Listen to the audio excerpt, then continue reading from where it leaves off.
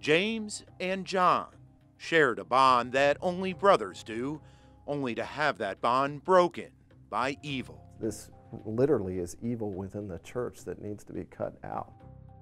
He was such a good kid, he didn't deserve any of what happened to him. What happened to John robbed his childhood innocence and ultimately took his life, his brother says.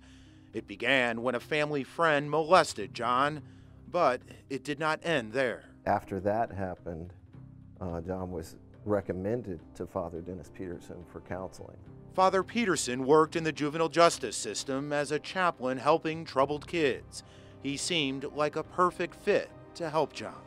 We looked at the church as a trusted resource, and so to have a priest that's also able to double as a counselor was actually, that would have been a godsend. Instead, he would drink with him or give him drugs and then, pull down his pants and do his business.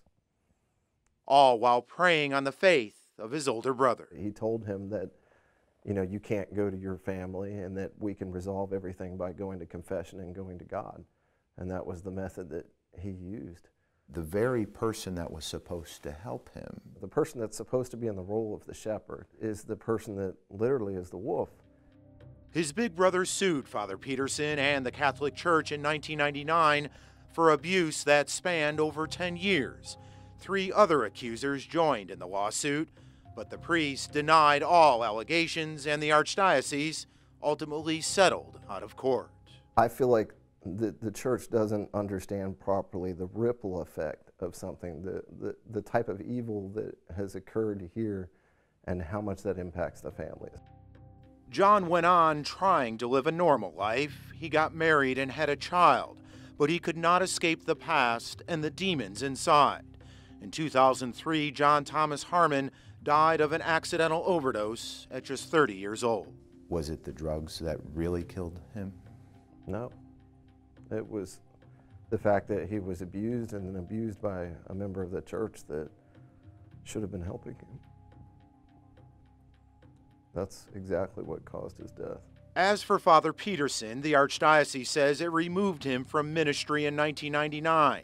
It allowed him to live at a church until the Vatican defrocked him in 2005. And because of poor health, the archdiocese says it permitted him to live in a facility for retired and infirm priests until his death 2 years later.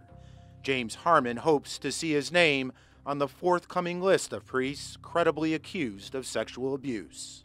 Yes, if Dennis Peterson is on that list, that will go a long way to helping my family heal, knowing that the church is now turning a new leaf and recognizing the pain that they've caused. I mean, you just cannot imagine how hard that is for a family member to deal with. Just, I've struggled with it for so long now.